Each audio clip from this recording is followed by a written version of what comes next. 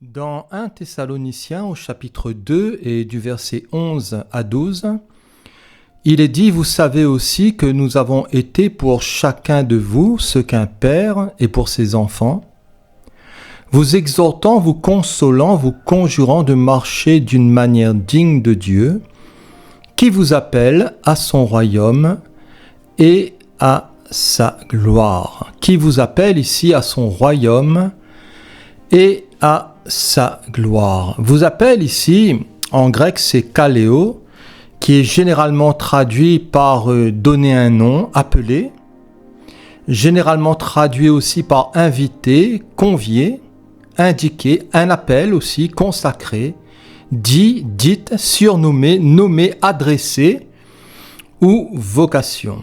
Alors l'appel de Dieu, c'est un appel bien sûr qui est vaste, c'est un appel à la consécration, c'est un appel à une vocation, à une fonction. Dieu nous invite, Dieu nous convie. Et vous savez, le Seigneur ne se trompe jamais. Le Seigneur sait parler à nos cœurs. Et Dieu nous attire à lui par ses cordages d'amour, parce que vous savez que de nous-mêmes, nous sommes incapables, voyez-vous, de chercher Dieu, de répondre à son appel par nous-mêmes. Il faut l'action de l'Esprit.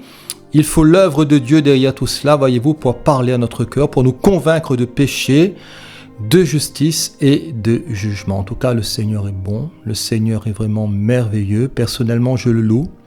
Voilà, plus que j'apprends à le connaître, je me prosterne devant sa face, je m'incline en disant, Seigneur, que tu es souverainement élevé, que tu es souverain sur toute chose, que tu es grand. Je te remercie pour ton appel, pour ton amour que tu destines à nos cœurs. Et la parole nous dit que, chers amis, si vous entendez sa voix, n'endurcissez pas vos cœurs. Alors l'appel de Dieu, c'est un appel qui est bon. C'est un appel, premièrement, un appel au salut.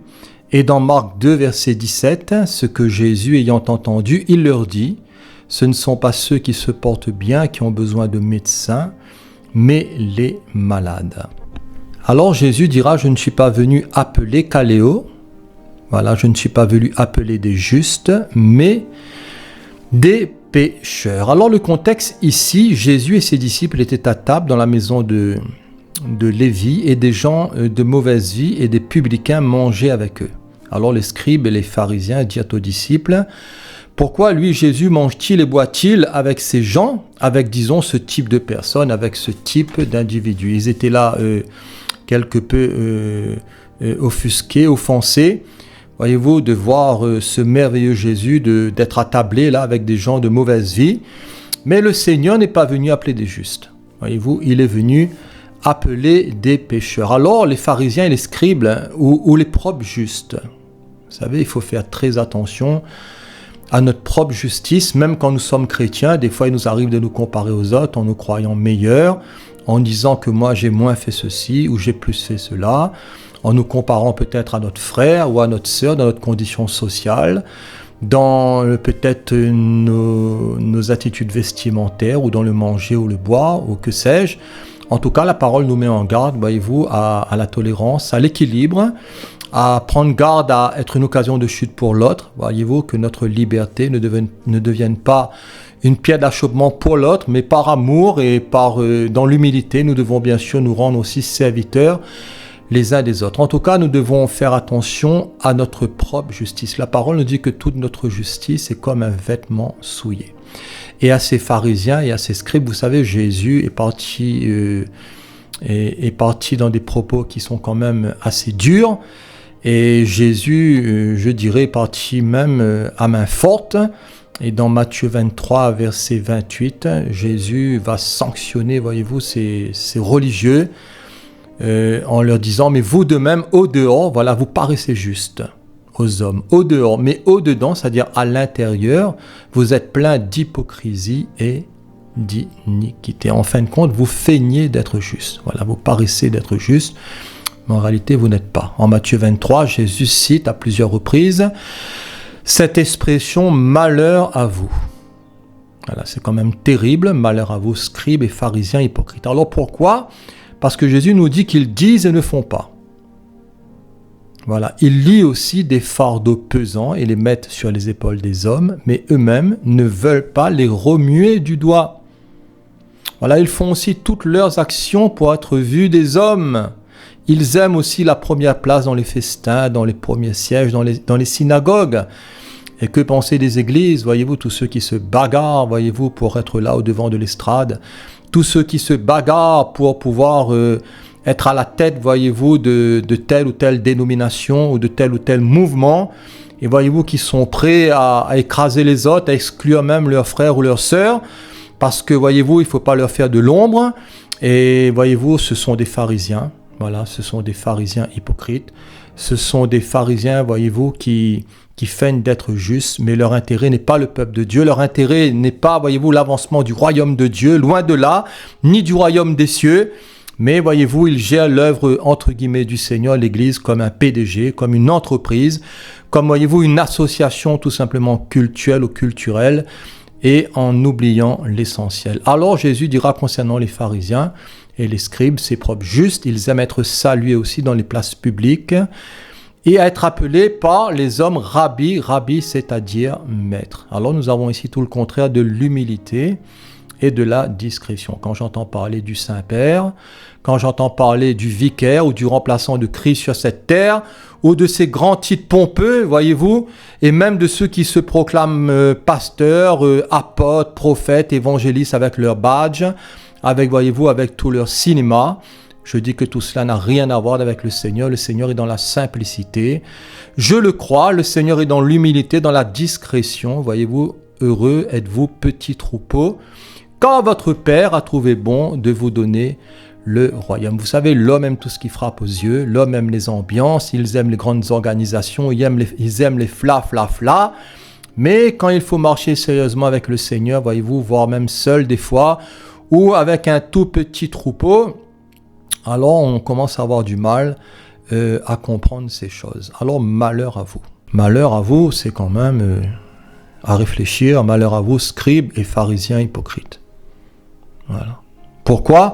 Parce que vous fermez aux hommes aussi le royaume des cieux. Voilà, vous fermez les hommes le royaume des cieux, vous n'y entrez pas vous-même. Et vous n'y laissez pas entrer aussi ceux qui veulent entrer. Alors, obstruction. Voilà. Vous savez, quand on commence à annoncer le véritable évangile, cela dérange, voyez-vous, le monde religieux en général. Quand nous annonçons la seule porte qui est le Christ Jésus, quand nous annonçons le seul chemin, la vérité qui est dans le Christ, le Fils du Dieu vivant, quand notre évangile est christocentrique, centré sur la personne du Messie, du Machiar, alors là, vous savez, cela engendre souvent des conflits. Alors vous dévorez les maisons des veuves. Vous faites pour l'apparence de longues prières. Vous courez la mer et la terre pour faire aussi un prosélyte. Et Jésus dira quand il est devenu, vous en faites un fils de la géhenne, 2 fois plus que vous. Alors conducteur aveugle. C'est terrible, conducteur aveugle. Comment un aveugle peut-il conduire un aveugle? Ils tomberont, dira Jésus, les deux dans un trou, dans une fosse. En tout cas, moi-même, j'étais étonné de voir le sens de ce mot aveugle en grec. Voilà, j'ai fait quelques recherches. Ce mot aveugle signifie mentalement aveugle. Et l'origine de ce mot vient d'un terme qui signifie s'élever en fumée. Voilà, les aveugles, ce sont ceux qui, on dirait, produisent de la fumée. S'élever en fumée, ils enveloppés dans la brume aussi. Voilà, métaphorique, d'une manière métaphorique, cela signifie rendre orgueilleux, enflé d'orgueil, rendre insolent, être gonflé d'arrogance ou d'orgueil, de suffisance, de vanité. Voyez-vous, je suis tellement satisfait de moi-même. J'ai entendu une fois, voyez-vous, un responsable d'une grande église qui disait « et nous avons ça, et nous avons ça, et nous avons ça, et ça aussi ». Et tout ça d'argent dans la caisse, et nous déployons notre dénomination, voyez-vous, dans le monde entier. Mais est-ce que vous avez vu, cher ami, l'apôtre Paul, où le Seigneur ou les apôtres œuvraient dans ce sens? Voyez-vous, faire des crédits, mettre sur le dos des chrétiens, et ensuite tondre toutes les brebis, voyez-vous, pour leurs projets qui sont des projets plutôt gonflants, qui sont des projets plutôt, voyez-vous, remplis d'orgueil et de suffisance, parce que pour qui tout cela va rester? Vous savez, pour tous ces crédits, ces bâtiments, pour qui cela va rester? Alors, aveuglé par de l'orgueil ou par de la vanité, rendre insensé ou stupide. Ce qui nous renvoie aussi, mais bon, je vous le donne, les notes, c'est dans 1 Timothée 3,6, 1 Timothée 6, verset 4, ou 2 Timothée 3, verset 4. Les scribes et les pharisiens, ils étaient des conducteurs aveugles. Ils payaient la dîme de la menthe, de l'ânette et du cumin, et ils laissaient ce qui est le plus important dans la loi, c'est-à-dire la justice, la miséricorde et la fidélité, dira le Seigneur. Ils nettoyaient le dehors, l'extérieur, mais l'intérieur était pourri, ressemblant à des sépulcres blanchis. Ainsi, dira Jésus, au dehors vous paraissez juste aux hommes, mais au dedans vous êtes plein d'hypocrisie et d'iniquité. Les pharisiens étaient malades, mais ils ont refusé, ils ont rejeté les soins du grand médecin de leur âme, à savoir Jésus-Christ. Alors ce ne sont pas ceux qui se portent bien, qui ont besoin de médecins, dira Jésus, mais les malades. Vous savez, Jésus n'est pas contre la médecine. Luc même, l'apôtre, était médecin. Et il arrive des fois, voyez-vous, dans certains conseils d'hommes, entre guillemets, de Dieu, voyez-vous, ils disent aux gens, attention, de ne pas prendre ceci, de ne pas prendre cela, n'allez pas voir le médecin, supprimez votre traitement. Et combien de cas où des gens sont décédés, et au final, voyez-vous, ces hommes de Dieu, entre guillemets, sont en prison. Alors Jésus dira, je ne suis pas venu appeler des justes, mais des pécheurs. Je ne suis pas venu appeler des justes, mais des pécheurs. Un appel au salut. Alors je ne sais pas ce que vous pensez du salut, cher ami. Qu'est-ce que cela signifie pour vous? Qu'est-ce que le salut? Voilà, la Bible nous dit qu'il n'y a de salut en aucun autre. Car il n'y a sous le ciel aucun autre nom qui nous ait été donné par lequel nous puissions être sauvés. Ce nom, c'est le merveilleux nom de Jésus. Le salut, c'est tout simplement la vie éternelle dans le Christ Jésus. C'est-à-dire, dès ici-bas, nous recevons la personne du Christ Jésus dans notre cœur, par la repentance et la foi, dans une conversion réelle, dans un demi-tour, un changement profond de cœur et d'attitude, dans l'abandon des idoles et des pratiques mauvaises, et nous confessons nos péchés à notre Seigneur Jésus-Christ et nous entrons par la foi dans son salut qui est lui-même et nous demeurons, nous subsistons, nous progressons jusque dans la vie éternelle qui sera, voyez-vous, glorieuse, qui sera, voyez-vous, une connexion magnifique et une révélation magnifique. Mais déjà, nous avons la vie éternelle. Voilà, celui qui a le Fils, il a la vie.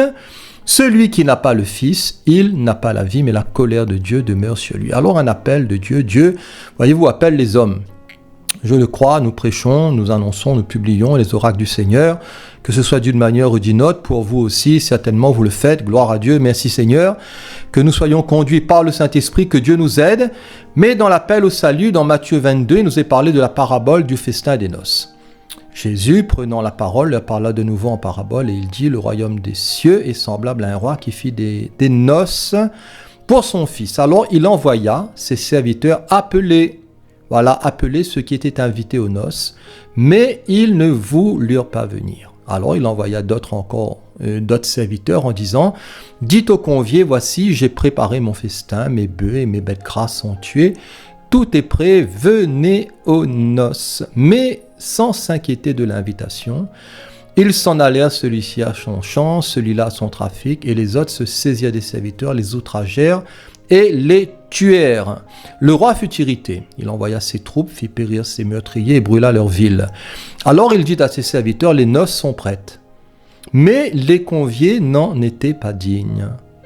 Allez donc dans les carrefours et appelez aux noces tous ceux que vous trouverez. Ses serviteurs allèrent dans les chemins, rassemblèrent tous ceux qu'ils trouvèrent, méchants et bons, et la salle des noces fut pleine de convives. Alors le roi entra pour voir ceux qui étaient à table, et il aperçut là un homme qui n'avait pas revêtu un habit de noces. Il lui dit, mais mon ami, comment es-tu entré ici sans avoir un habit de noces?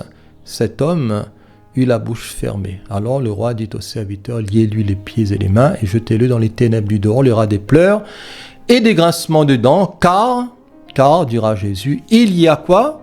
Car il y a beaucoup d'appelés, mais peu d'élus. C'est-à-dire peu qui répondent réellement, voyez-vous, aux conditions du Seigneur et à l'appel du Seigneur. Alors les noces sont prêtes. Ici, les noces sont prêtes, le grand mariage, le grand banquet, voyez, ce grand festin, mais les conviés n'en étaient pas dignes. Alors tout est prêt, cela m'a fait penser à tout est accompli. Ah, c'est merveilleux.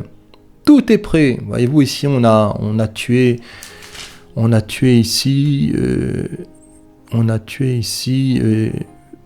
mes bœufs. Voilà, voici, j'ai préparé mon festin, mes bœufs et mes bêtes grasses sont tués. Tout est prêt, venez aux noces. Voilà, tout est accompli. Venez, le sacrifice de la croix est fait. Voilà.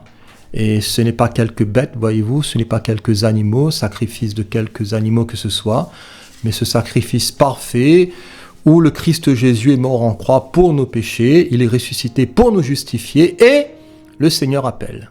Voilà, qui c'est qui va répondre. Mais les conviés n'en étaient pas dignes. Digne dans le grec, c'est axios, et la parole nous dit produisez donc du fruit digne. Voilà, digne de la repentance. Dans Matthieu 3, verset 8. Et en Apocalypse 3, verset 4, il est dit, cependant, tu as à Sardes quelques hommes qui n'ont pas souillé leurs vêtements, ils marcheront avec moi en vêtements blancs parce qu'ils en sont dignes. Voilà, axios. Quelques hommes qui n'ont pas souillé leurs vêtements. Souiller dans le grec a ce sens aussi de polluer, de tacher, de contaminer, de souiller, utilisé dans le Nouveau Testament pour ceux qui ne se sont pas gardés purs de la souillure du péché, qui se sont souillés par la fornication et l'adultère. Ainsi dira Jésus, il y a beaucoup d'appelés, mais peu d'élus. Appelé ici, c'est klétos, qui signifie appeler, inviter, à un banquet. Premièrement, invité par Dieu dans la proclamation de l'évangile à obtenir le salut éternel. Dans le royaume à travers Christ, klétos, deuxièmement, appelé aussi à une fonction, avoir une charge. Troisièmement, divinement aussi sélectionné et désigné. Et la parole nous dit que toute chose concourt au bien de ceux qui aiment Dieu. De ceux qui sont quoi? De ceux qui sont appelés selon son dessein. Et vous savez, les desseins de Dieu sont merveilleux. Quand nous considérons d'avec notre faible intelligence et d'avec notre niveau de foi, l'appel de Dieu au salut, ce que le Seigneur, voyez-vous, a mis en œuvre pour nous sauver, alors nous pouvons, voyez-vous, qu'être remplis de reconnaissance, que nous prosterner devant lui, voyez-vous, et lui rendre grâce. L'adorer, nous attacher à lui, voyez-vous, nous sanctifier, marcher dans une réelle consécration, voyez-vous, ne pas faire semblant avec le Seigneur, nous repentir. Quand cela est nécessaire, voyez-vous, même qu'on est avec le Seigneur, ça peut arriver qu'on dévie, voyez-vous, qu'on fasse fausse route peut-être, mais nous prions avec le psalmiste, Seigneur, montre-moi si je suis sur une mauvaise voie et conduis-moi sur la voie de l'éternité. Seigneur, je ne veux pas m'éloigner de toi, ramène toujours mon cœur vers toi, cher Saint-Esprit. Oh, je t'en supplie, donne-moi toujours de glorifier, de sanctifier ton nom, ta droite, ton Messie, ton Machiar, de glorifier le Père, céleste Père. Je t'ai glorifié sur la terre, j'ai achevé l'œuvre que tu m'as donné à faire. Ne savez-vous pas qu'il faut que je m'occupe des affaires de mon Père? Alors, son dessein, c'est un appel au salut. Son dessein, c'est aussi un appel à être saint. Voilà, quand le Seigneur nous sauve, nous devons marcher en dignité de vie, dans une nouvelle marche, dans la marche même du Seigneur Jésus, dans Romains 1, verset 7, à tous ceux qui sont à Rome, sont bien-aimés de Dieu, appelés à être saints. Dans 1 Corinthiens 1, verset 2, à l'église de Dieu qui est à Corinthe. Voyez-vous, l'église, c'est la ville ici. Tous ceux qui habitent à Corinthe forment l'église de la ville. Et voyez-vous, il n'y a pas de division, il n'y a pas de scandale. C'est, voyez-vous, un ensemble. Et c'est l'ensemble du troupeau qui forme l'église de la ville de Corinthe. Et Paul leur dit à l'église de Dieu qui est à Corinthe, à ceux qui ont été sanctifiés en Jésus-Christ, appelés à être saints, et à tous ceux qui invoquent en quelque lieu que ce soit le nom de notre Seigneur Jésus-Christ et le nôtre. Alors pas de clan, pas de scission, pas de division, voyez-vous, pas de doctrine, voyez-vous, qui sont là et qui seraient un peu farfelues, non. Mais tous ceux qui invoquent en quelque lieu le nom de notre Seigneur Jésus-Christ et le nôtre sont nos frères et sœurs, voyez-vous, qu'ils soient blancs ou noirs, qu'ils soient riches ou pauvres, qu'ils soient, voyez-vous, d'une faible culture biblique ou d'une riche culture biblique, qu'ils aient une grande intelligence ou non, voyez-vous, ce sont nos frères et nos sœurs sans distinction. Du moment, voyez-vous, qu'ils ont été appelés par le Seigneur, qu'ils aiment le Seigneur, qu'ils se consacrent au Seigneur Jésus, même s'ils n'ont pas, voyez-vous, toujours les mêmes convictions que nous, même s'ils n'ont pas les mêmes goûts, les mêmes couleurs que nous, même peut-être s'ils ne sont pas dans le même bâtiment que nous, voyez-vous, tout cela n'a rien à voir. Ce qui compte, voyez-vous, c'est leur amour pour le Christ Jésus, c'est leur dévotion et c'est leur consécration. Et le Seigneur connaît la température de nos cœurs. Alors appelés à être saints. Dans Romains 12, verset 1, je vous exhorte donc, frères, par les compassions de Dieu, à offrir quoi? À offrir vos corps. Souvent on dit, Seigneur, prends mon esprit, prends mon âme, mais nos corps. Voilà, à offrir vos corps comme un sacrifice vivant, saint, agios, agréable à Dieu, ce qui sera de votre part un culte raisonnable. Offrir vos corps. Vous savez, j'ai réfléchi à cela, offrir par exemple sa langue, c'est vraiment une grande consécration. Cela nous demande de la prudence, de la vigilance, voyez-vous, de la maturité, du perfectionnement, de la sanctification. Et la parole nous dit que si on arrive à tenir ce petit morceau-là, voyez-vous, en bride, nous arrivons à maîtriser notre corps tout entier. Voilà, les yeux aussi. Voilà, le psalmiste dira, je ne mettrai rien de mauvais devant mes yeux. Toute cette convoitise de la chair, de l'orgueil du monde, de l'orgueil de la vie, la convoitise mondaine, voyez toutes ces images, voyez-vous, toutes ces écrans, tout ce qui est là pour nous mettre plein la vue, la sensualité, tout ce qui éveille les sens, voyez-vous, dans le péché, dans les vices. Alors nous devons garder nos corps, voyez-vous, pour le Seigneur. Toute notre être, le corps, voyez-vous, non seulement l'esprit, l'âme, mais aussi le corps. Alors nos corps sont le temple du Saint-Esprit. Et l'Esprit est saint. Et la parole nous dit que si quelqu'un détruit le temple du Saint-Esprit, Dieu le détruira. Alors c'est quelque chose de sérieux, c'est un avertissement ici sérieux. Nous devons, voyez-vous, apprendre à faire attention à nos corps, parce que nous portons les vases de l'Éternel, et nous devons faire attention à ne pas détruire ce temple par la cigarette, par l'alcool, par des excès. La parole nous appelle à la sobriété, à la modération, à éviter tout excès en trop ou en moins. Voilà, en trop ou en moins. Alors dans son dessein, dans son appel glorieux, nous devons nous offrir comme un sacrifice vivant.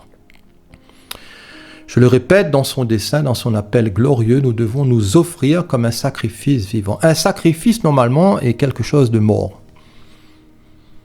Voilà. Mais nous sommes morts en Christ, mais vivants en lui, ressuscités avec lui par la foi dans une vie nouvelle. Le corps est mort, oui, à cause du péché, mais l'esprit est vie à cause de quoi? À cause de la justice. Et dans Romains 6, verset 1, il est dit, que dirions-nous donc? Demeurions-nous dans le péché afin que la grâce abonde? Question, loin de là, nous qui sommes morts au péché, comment vivrions-nous encore là-dedans, c'est-à-dire dans le péché? Ignorez-vous, dira l'apôtre, que nous tous qui avons été baptisés en Jésus-Christ, c'est en sa mort que nous avons été baptisés. Nous avons donc été ensevelis avec lui par le baptême en sa mort, afin que, comme Christ est ressuscité des morts par la gloire du Père, de même nous aussi nous marchions en nouveauté de vie. En effet, si nous sommes devenus une même plante avec lui par la conformité à sa mort, nous le serons aussi par la conformité à sa résurrection, sachant que notre vieil homme a été crucifié avec lui, afin que le corps du péché soit réduit à l'impuissance, pour que nous ne soyons plus esclaves. Esclaves de quoi? Du péché. Car celui qui est mort est libre du péché. Vous savez, quand quelqu'un est mort, mettez tout ce que vous voulez devant lui, il ne répond pas. Voilà. Plus rien ne l'intéresse. Vous pouvez lui mettre les plus beaux plats, vous pouvez lui mettre tout ce qui lui attirait avant, voyez-vous, tout ce qu'il aimait. Voilà, il ne répond pas, un mort est mort. Or, si nous sommes morts avec Christ, nous croyons que nous vivrons aussi avec lui, sachant que Christ ressuscité des morts ne meurt plus. Alors c'est un grand mystère, je vous l'accorde, la mort n'a plus de pouvoir sur lui, car il est mort et c'est pour le péché qu'il est mort une fois pour toutes. Et il est revenu à la vie. Voilà, le Seigneur Jésus-Christ est ressuscité, il est la résurrection et la vie. Quiconque vit et croit en lui ne mourra jamais, et c'est pour Dieu qu'il vit. Ainsi vous-même, dira l'apôtre, voilà, regardez-vous comme mort au péché et comme vivant pour Dieu en Jésus. Christ. Que le péché ne règne non point dans vos corps mortels, et n'obéissez pas à ses convoitises, ne livrez pas vos membres au péché comme des instruments d'iniquité, mais donnez-vous vous-même volontairement à Dieu, comme étant vivant de mort que vous étiez, et offrez à Dieu vos membres comme des instruments de justice, car le péché n'aura point de pouvoir sur vous, puisque vous êtes non sous la loi, mais sous la grâce. Alors, un enseignement ici qui est riche, qui demande bien sûr à être développé, mourir avec Christ pour renaître en Christ. Ainsi, Dieu ne nous a pas appelés à l'impureté, mais à la sanctification. Pour participer à son royaume et à sa gloire, il nous faut premièrement entendre son appel, deuxièmement, il faut répondre à son appel, et troisièmement, il nous faut marcher dans son appel. Et vous savez, son appel, c'est un appel de foi. Son appel, c'est un appel de foi, et dans Colossiens 3, au verset 1, Il est dit, si donc vous êtes ressuscités avec Christ, cherchez les choses d'en haut où Christ est assis à la droite de Dieu. Voilà, affectionnez-vous aux choses d'en haut et non à celles qui sont sur la terre. Car vous êtes morts et votre vie est cachée avec Christ en Dieu. Que c'est beau tout ça. Voilà, vous êtes morts et votre vie est cachée avec Christ en Dieu. Vous savez, les gens du monde ne peuvent rien comprendre là-dedans. Et même les chrétiens, voyez-vous, ont du mal à en saisir pleinement le sens. Quand Christ, votre vie, paraîtra, alors vous paraîtrez aussi avec lui. Christ, votre vie, paraîtra, alors vous paraîtrez aussi avec lui dans la gloire. Alors, l'apôtre nous exhorte à la sainteté, à l'amour et à la piété. Faites donc mourir les membres qui sont sur la terre, l'impudicité, l'impureté, les passions, les mauvais désirs et la cupidité qui est une idolâtrie. C'est à cause de ces choses que la colère de Dieu vient sur les fils de la rébellion, parmi lesquels vous marchiez autrefois. Voilà, lorsque vous viviez dans ces péchés. Mais maintenant, renoncez, voilà, rejetez, abandonnez, délaissez toutes ces choses, la colère, l'animosité, la méchanceté, la calomnie, les paroles déshonnêtes qui pourraient sortir de quoi ? De votre bouche. Ne mentez pas. Voilà, ne mentez pas les uns aux autres, vous étant dépouillés du vieil homme et de ses œuvres, et ayant revêtu l'homme nouveau, qui se renouvelle dans la connaissance selon l'image de celui qui l'a créé. Comme c'est beau. Voilà, comme c'est beau tout ça. Il n'y a ici ni grec, ni juif, ni circoncis, ni incirconcis, ni barbare, ni chiite, ni esclave, ni libre, mais Christ est tout et en tous. Ainsi donc, comme des élus de Dieu, saints et bien-aimés, revêtez-vous d'entrailles, de miséricorde, de bonté, d'humilité, de douceur, de patience, c'est-à-dire de la vie de l'esprit, du fruit de Jésus. Supportez-vous les uns les autres. Et s'il a un sujet de se plaindre de l'autre, pardonnez-vous réciproquement, de même que Christ vous a pardonné. Pardonnez-vous aussi. Mais par-dessus toutes ces choses, dira l'apôtre, revêtez-vous de la charité, qui est le lien de la perfection, et que la paix de Christ, à laquelle vous avez été appelés pour former un seul corps, règne dans vos cœurs, et soyez reconnaissants. Alors le Seigneur nous appelle, chers amis, frères et sœurs, à son royaume et à sa gloire. C'est merveilleux. Et vous savez, le royaume de Dieu, ce n'est pas le manger ou le boire, ça c'est pour la terre, c'est pour le ventre.